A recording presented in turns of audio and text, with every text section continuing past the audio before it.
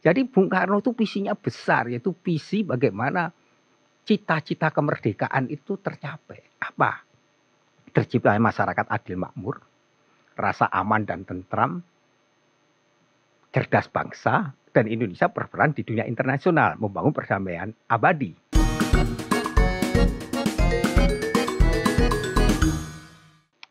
Merdeka. Jumpa lagi bersama dengan saya Arto Biantoro di program Podcast Nusantara. Hari ini saya ingin bicara soal Pancasila sebagai bintang penuntun. Kenapa penting dan kenapa harus menjadi penuntun? Karena negara kita begitu besar dengan begitu banyak daerah, begitu banyak budaya, flora, fauna, demografi, dan segala macam isu yang memang butuh sebuah penuntun. Nah, saya ingin mengajak kita mengeksplorasi lebih dalam tentang Pancasila sebagai bintang penuntun, dan hadir bersama kita sosok yang paling tepat untuk menjawab itu adalah staf khusus Ketua Dewan Pengarah BPIP, Mas Beni Susetio. Selamat datang di Podcast Nusantara. Ya, makasih banyak. Salam Pancasila. Salam Pancasila. Nah, kalau kita bicara tentang Pancasila sebagai penuntun, apa yang berubah atau apa yang tetap sebenarnya ketika kita mengingat kembali Presiden Soekarno di ND merumuskan nilai-nilai tersebut? Bagaimana membangun relevansi itu?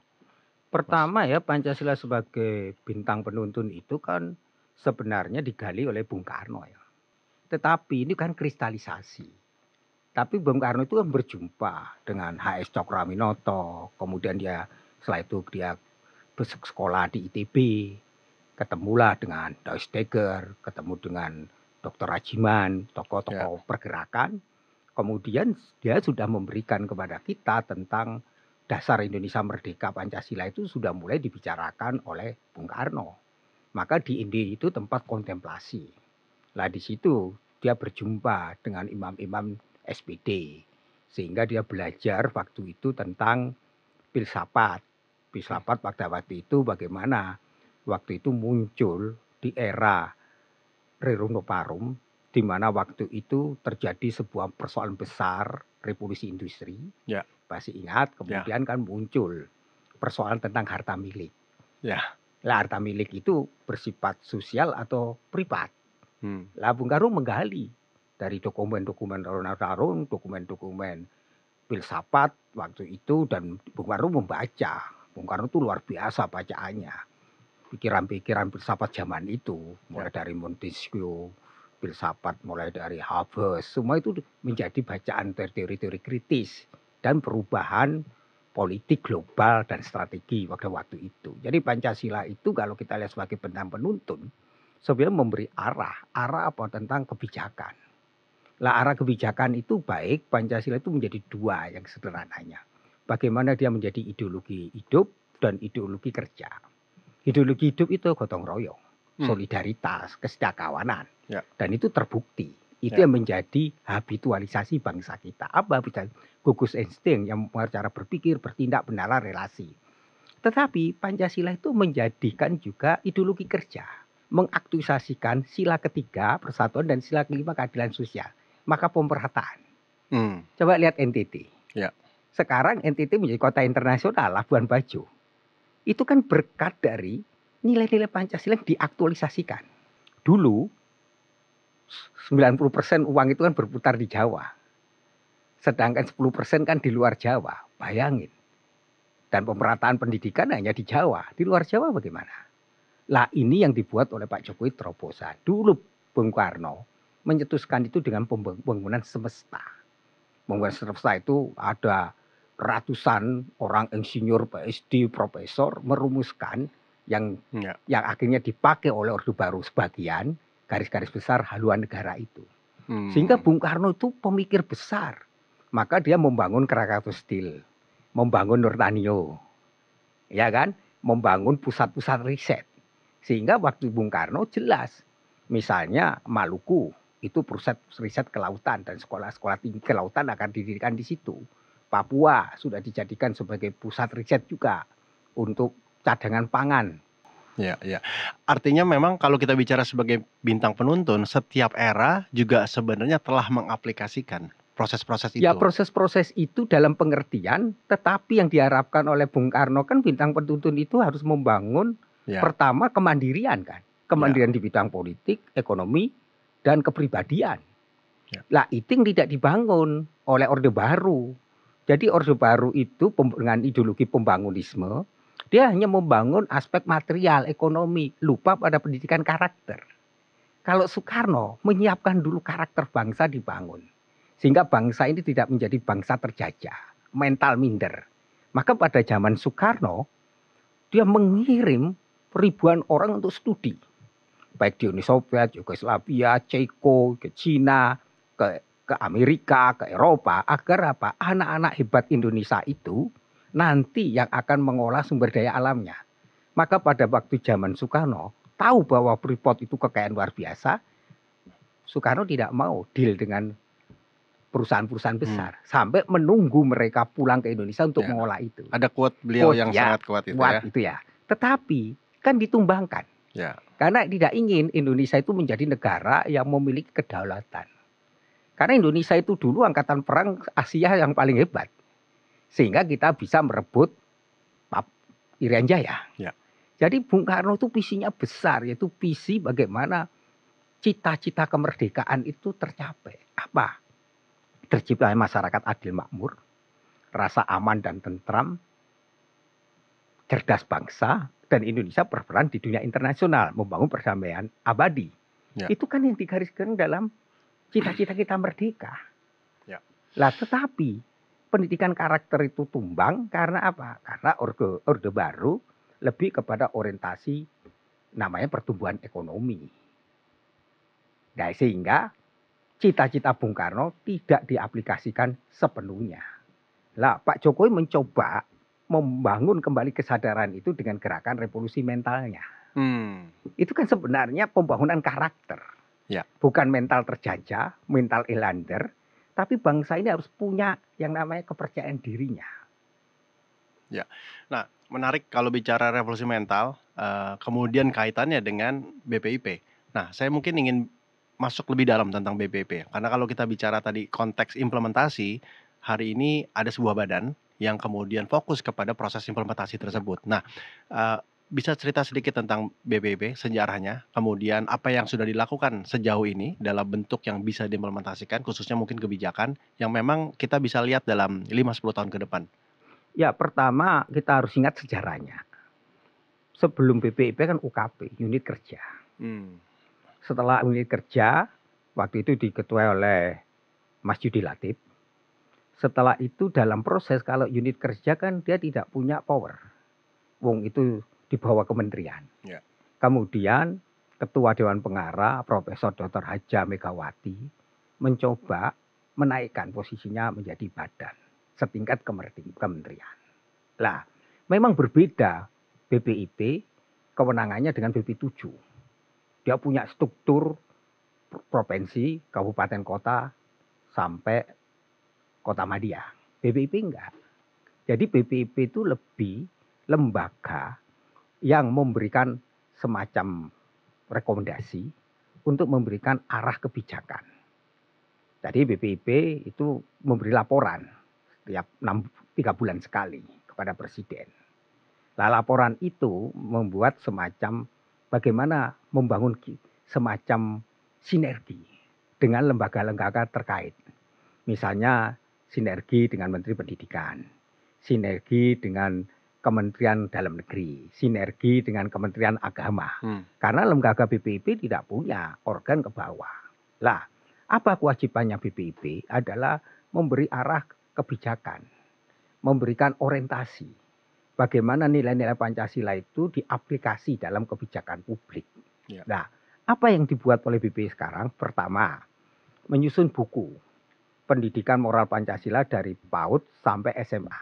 Kemudian BPIP mengumpulkan hampir 200 pakar segala bidang, baik lintas agama, pakar pendidikan, pakar-pakar yang lintas ilmu di Jogja.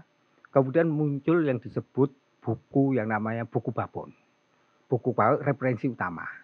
Nah, buku referensi utama itu kemudian bersama BPIP bersama Kementerian Pendidikan, DITI, itu membuat revisi. Kemudian ditetapkan oleh Menteri Pendidikan. Lah buku Babon ini, buku referensi utama itu akhirnya menjadi buku acuan untuk buku guru dan buku murid. Bayangkan sejak reformasi hilang. Jadi hampir 23 tahun lebih lah setelah reformasi itu. Jadi apa yang hilang setelah 23 tahun ini? Ya pertama kita bisa lihat ya ketika tes wawasan kebangsaan kan banyak yang nggak lolos. Anak-anak generasi X dan Z itu. Kedua hasil riset setara itu kan cukup menohok ya. Di 5 kota besar. 80% itu. 83,3% anak-anak SMA ditanya ideologi Pancasila itu tidak permanen. Artinya bisa diganti. Ya. Mengapa mereka dapat seperti itu? Ya karena ada faktor-faktor ideologi transnasional. Dan mereka kan banyak hal mendapatkan informasi dari dunia maya, dunia digital. Kedua, menguatnya dominasi agama yang diajar di ekstrakurikuler. Sehingga mereka itu mendapatkan ideologi alternatif gitu loh. Sehingga menganggap ya Pancasila itu nggak final. Lah ini yang bahaya yang terjadi akibat dari kita hanya melihat satu sisi. Satu sisi ini gini, kesalahan rejim itu kan yang dikoreksi rejimnya, bukan Pancasilanya. Tapi karena kita membabi buta, orang kita kan menganggap bahwa karena rejim menyebabkan Pancasila, ya Pancasilanya yang akhirnya dikerdilkan. Sehingga dalam kurikulum pendidikan tidak diajarkan menjadi pelajaran wajib. Baru setahun yang lalu ya, kemudian ada revisi mengenai pendidikan dalam kurikulum pendidikan Pancasila dan bahasa Indonesia menjadi pelajaran wajib. Ya. Apa kemudian bedanya kalau dulu saya masih kecil kita belajar PMP, Pendidikan Moral Pancasila, lalu hilang 23 tahun dan sekarang dihidupkan kembali. Apakah kemudian ada unsur yang sangat berbeda sekali dalam? Ya berbeda, 70% itu lebih praktek. 30% teori. Ya. Jadi yang dibangun itu adalah habitualisasi. Bukan hafalan. Bukan hafalan. Habitualisasi itu pembatinan nilai. Bagaimana nilai-nilai ketuhanan, nilai kemanusiaan, persatuan, kerakyatan, dan keadilan itu menjadi internasi nilai. Ya. Bukan moral pribadi, tapi moral publik. Contoh misalnya, anak-anak akan mendapatkan aplikasi tentang bagaimana nilai ketuhanan itu dibatinkan dalam perilaku. Mereka bisa belajar itu dengan menggunakan audiovisual. Ada animasi, ada film pendek, ada praktek-praktek yang harus dibuat sebagai refleksi tentang pembatinan nilai Pancasila itu. Jadi nggak bisa lagi anak-anak sekarang seperti kita ngapal butir-butir Pancasila. Udah ditinggal lah anak-anak generasi X dan Z itu nggak tahun lama. Lebih menarik, lebih. Ya menarik, ada cerita, ada yang sesuai dengan konteks zamannya. Karena sekarang ini kan komodifikasi nilai kan. Nilai-nilai itu tidak bisa lagi nilai-nilai yang diajarkan secara dogmatis, tidak. Tapi bagaimana proses anak-anak itu menemukan internasi nilai. Lewat proses apa? Mereka melihat sebuah realita. Dari realita itu kemudian anak-anak merefleksikan nilai itu. Sehingga nilai itu menjadi miliknya. Ya.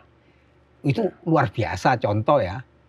Masih ingat nggak yang di TikTok gitu. Bisa 1 juta gara-gara anak kelas 3 SD mengumpulkan uang. Karena melihat sepatunya lubang temannya. Ya, itu kan akhirnya menarik kan. Itulah Pancasila.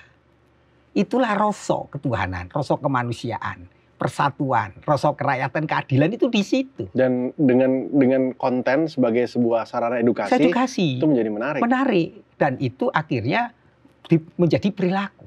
Ya. Bahwa membantu sesama itu aplikasi dari nilai Pancasila. Ya. Jadi nggak harus diapalin seperti dulu, tapi sekarang bagaimana itu menjadi tindakan. Jadi membangun sebuah transformasi nilai itu yang lebih dipentingkan. Mulai PAUD sampai SMA. Oh, SMA. Perguruan tinggi masih belum. Nanti kita upayakan setelah itu perguruan tinggi. Karena masih ada persetujuan dengan Dikti kan. Ya. Perguruan tinggi. Nah, sekarang kalau kemudian tadi kita bicara BPIB sebagai lembaga. Ya. Tapi kemudian kita mendengar istilah revolusi mental. Ini bukan lembaga, ini sebuah gerakan pemikiran ya. Ya. Bagaimana menghubungkan itu? Atau memang itu sebenarnya bagian yang saling terhubung? Ya, saling terhubung. Maka dalam kita kan juga di revolusi mental. Mas Ben kan juga saya cocok di revolusi mental itu oleh Pak Muhadjir itu nilai Pancasila itu menjadi sebuah gerakan revolusi mental. Ada gerakan Indonesia Bersih, gerakan disiplin, gerakan menyintai budaya. Itu kan harus menjadi gerakan. Dan itulah aplikasi dari Pancasila. Karena dalam revolusi mental itu sebenarnya berlandaskan kepada nilai-nilai ideologi. Jadi ideologi itu kan harus dibudayakan. Menjadi kebiasaan. Bagi siapa? Bagi masyarakat dan bagi penyelenggara negara. Nah, tapi kalau kemudian kita melihat, kalau menurut pendapat pribadi saya, apa yang kemudian dilakukan dalam konteks revolusi mental juga banyak mendorong pemimpin daerah ya untuk memahami konsep-konsep itu.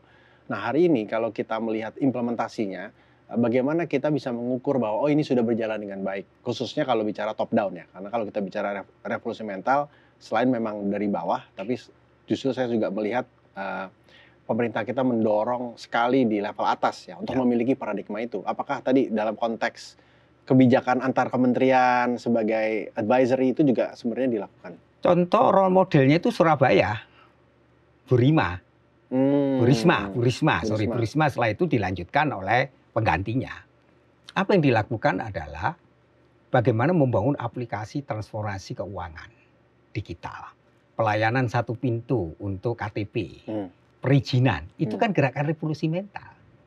Jadi gerakan Indonesia Bersih, Indonesia Melayani, itu kan bisa menggunakan sistem aplikasi. Sehingga mengurangi yang namanya korupsi, mengurangi unsur KKN. Itu kan bisa dibangun sistem. Misalnya, terus kita lihat bagaimana Surabaya bisa menata kotanya yang dulu gersang menjadi kota yang indah, bahkan di dunia dikenal kan, dengan taman-tamannya. Itu kan gerakan revolusi mental. Kemudian Surabaya berhasil juga mengatasi stunting dengan membangun aplikasi. Karena stunting ini sangat penting, padahal kedepannya anak-anak muda ini kan menjadi aset bangsa.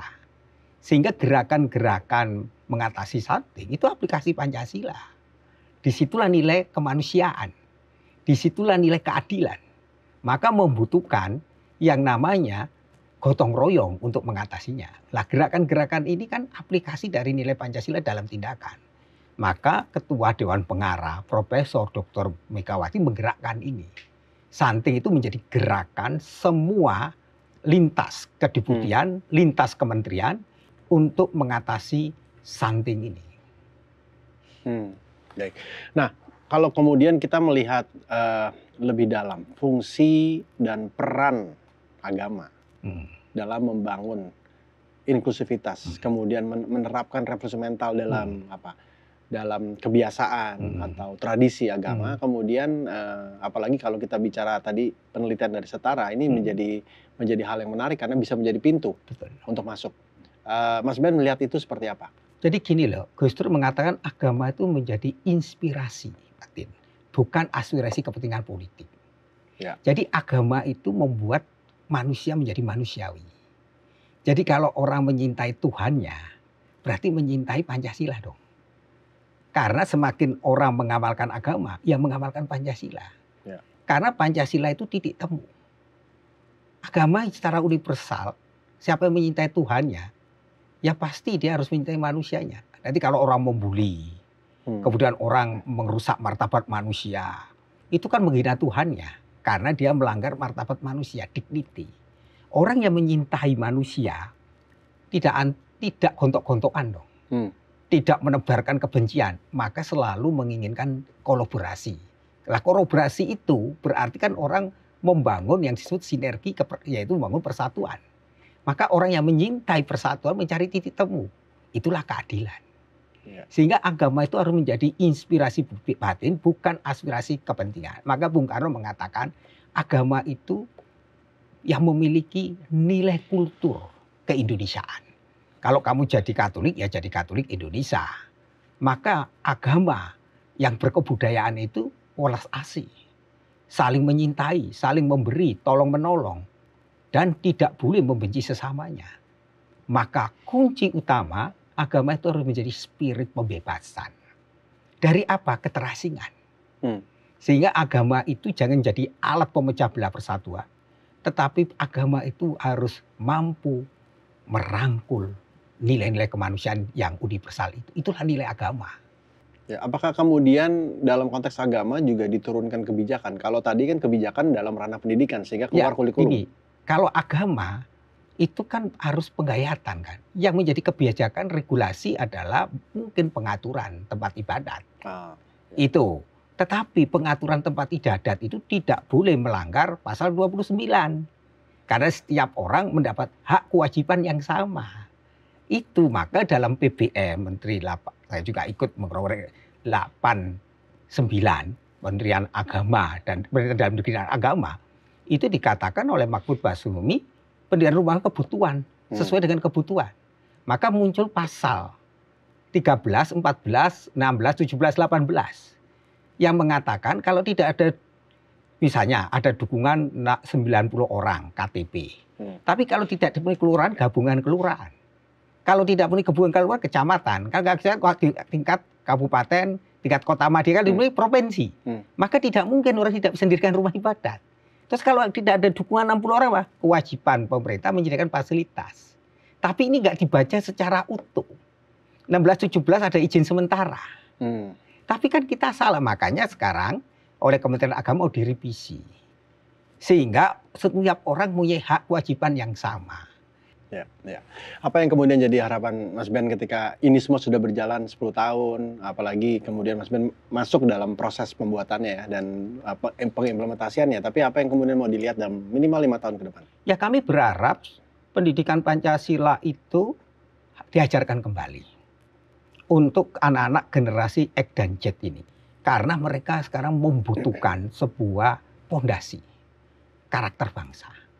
Maka pendidikan Pancasila berbeda dengan pendidikan kewarganegaraan.